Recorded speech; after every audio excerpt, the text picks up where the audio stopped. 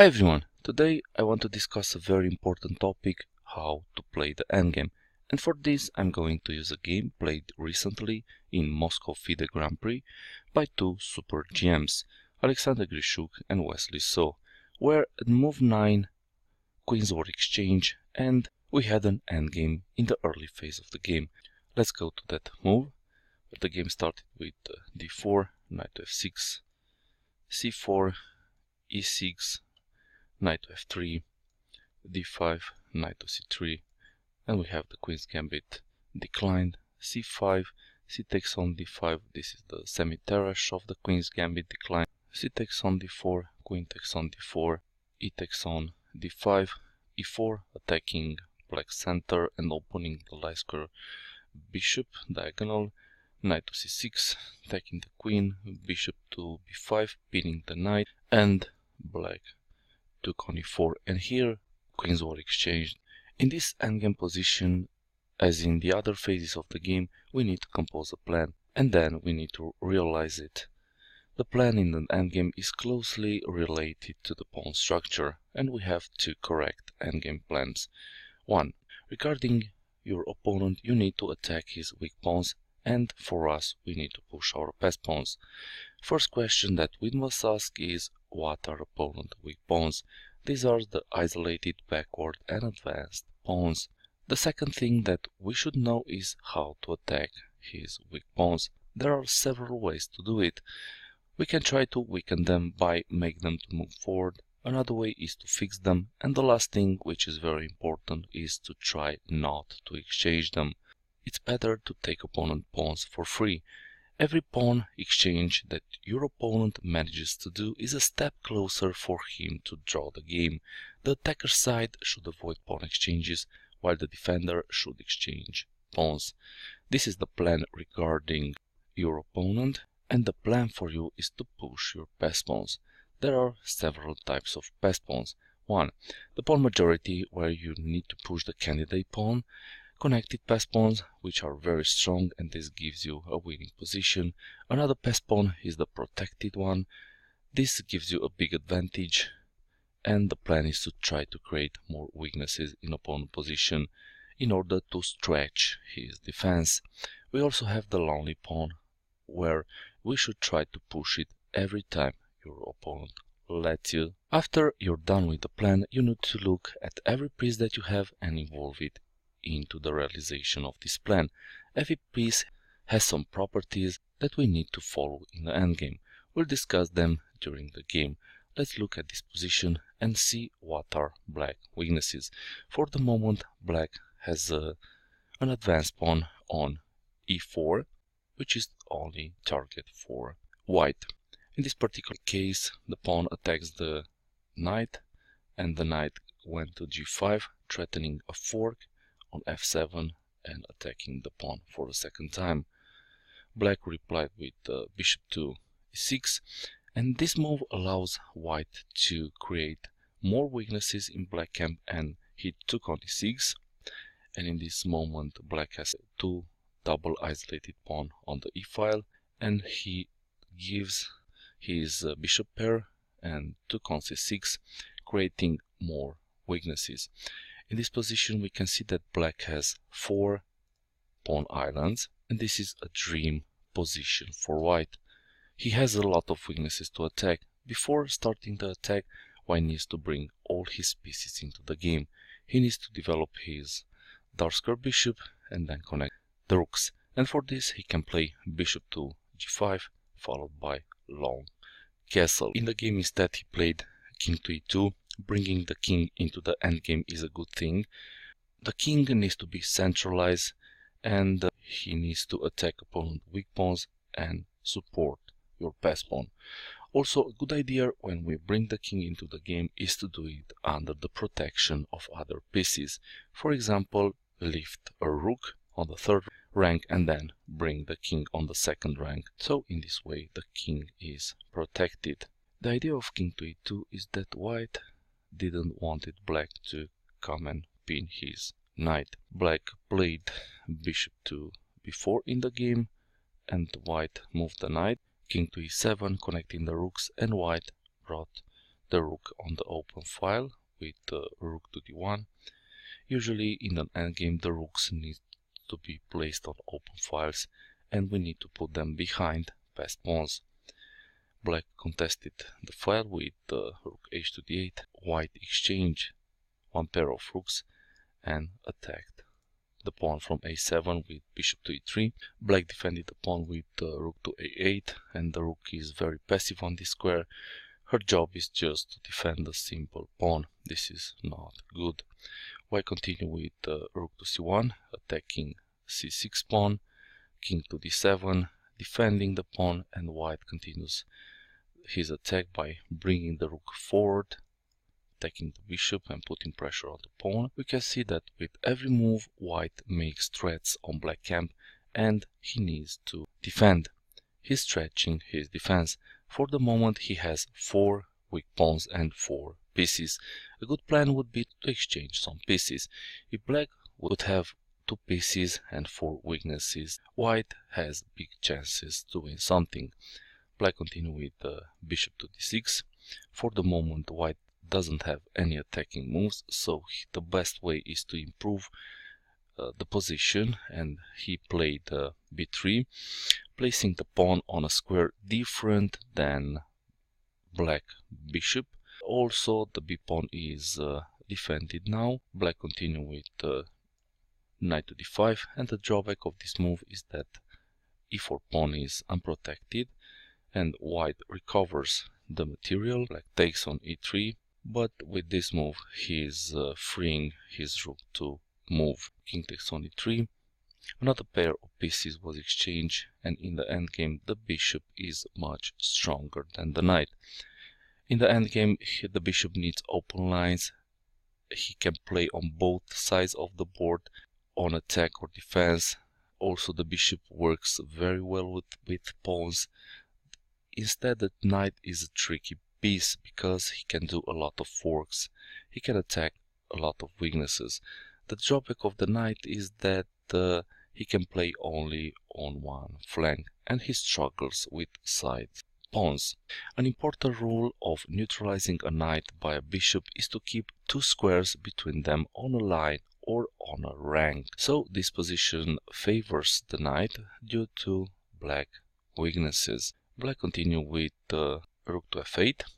Again, white has no attacking moves, so he needs to improve his position, and he continue with h3, rook to f5, improving the rook activity, and now the rook can swing along the 5th rank. King to e2, a waiting move trying to see black intention. Another way was to attack black rook with g4.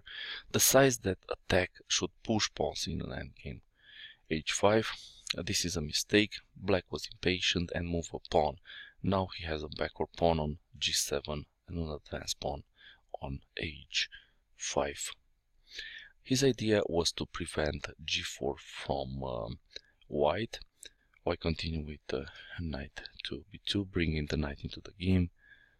Bishop to c5, pressuring f the pawn for a second time. White defends the pawn with knight to d3 and attacks the bishop at the same time. King to d6. White can take the bishop, but he knows a very important rule in the endgame, the one to fix opponent pawns, and he played h4, fixing black weaknesses from the king side. Black played bishop to b6, g3, rook to a5, attacking the pawn, a4, and black pushed another pawn with g5. The drawback of this move is that white is able to play b4 and black cannot take on a4 because white will take on g5 and he will have a passed pawn that will reach the last rank very quickly. In the game we played rook to d5.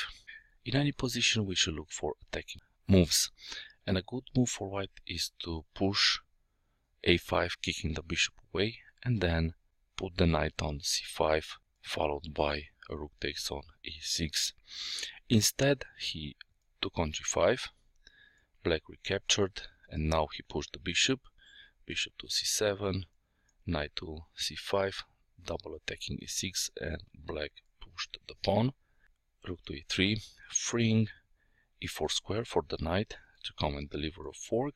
Black saw this and he played a rook to g4, knight to e4 check, king to e7, f3, forcing the rook to go back, rook to g6, and white needs to continue his attack of black weaknesses. In this position the knight is defending the g3 pawn, so the rook can go and attack the pawn from c6 or the one from h5. That's why in the game white continue with rook to c3, king to d7, rook to c1, bishop to d6, rook to d1, king to c7, and white exchange another piece and took on d6, rook takes on d6, and in this moment black has 2 pieces and 4 weaknesses. So white stretched black defense and now he's in a very difficult position. Rook to h1, attacking the pawn, rook to g6. Black doesn't want to place the rook behind his h pawn because the rook will be very passive. In the endgame the rook should be placed on active positions. So white took on h5, black took on g3, and rook takes on e5. In this position white is a pawn up, which is a pass pawn. So every time we have a change in material or pawn structure, we need to update our plan. Now white can start implementing his other plan regarding his pawns to push them forward, reach their last rank and promote them to a queen. So in this position white should attack a7, c6 and push his f-pawn. The king plays an important role in this case because he works well with pawns. He can attack opponent pawns and he can help his pawns to go forward. In the game black continue with king to d6, attacking the rook, rook to e4, rook to g5, preparing to push c5, and white prevented this and played a rook to c5. Black cannot push this pawn because after exchanging all pieces white will have a pass pawn and he will win. That's why black continue with rook to g1, intending to check white king if he tries to go forward, but white only chance is to bring the king forward and help his pawn to push. So he continue with king to e3, king to d5, rook to c5 check, king to d6, king to e4, rook to e1 check, king to f5. Black can attack f3 or b4 pawn, so he moved the rook to b1, rook to c4, defending the pawn, king to d5, rook to e4, and in this position black pushed c5, and this is a mistake because this wins a pawn. It seems that black forgot that the part that defends should avoid to push pawns. Black could have played a rook to b3, attacking the pawn, but he played c5. White continue with rook to e5 check, king to d4, b takes on c5, and white has 2 extra pass pawns in this position, so he should start pushing them. He can move the king to e6, making room for the f-pawn to go forward. In the game black continue with rook to b5, attacking both pawns. White played f4 and black took on a5, king to e6, making room for the pawn to go forward, rook to a6 check, king to d7, good move. White king is well placed to help his pawns to go forward, and also he can come and attack the a7 pawn. Black continue with rook to f6, c6, rook takes on f4. Black takes a pawn, but the c pawn is 2 squares from becoming a queen. So rook to a5, attacking e7, rook to f7 check. Black tries a desperate check, but after quick king to c8, king to c4, c7, King to b4, rook takes on a7, and black cannot stop white from promoting his pawn. A possible continuation would be king to c5, king to b8, rook to f8 check, c8 queen, rook takes, king takes, and this is winning. So why did white win this position? First of all, he created several weaknesses in black camp and then he attacked them. For this, he exchanged some pieces in order to stretch his defense. In the end, he had 4 weak pawns and 2 pieces, which was a decisive advantage. A common mistake for players that defend is to push pawns. This helped Grishuk to get the winning position, and the last thing that we should mention is that he brought his king into the game, helping his pawns to promote and attack opponent weak pawns. From this game we saw that Grishuk is playing the endgame very well. So this was the game between Alexander Grishuk and Wesley So. If you found this video useful, click on the like button, share this video, watch other games from my channel, and leave some comments and suggestions in the comment section.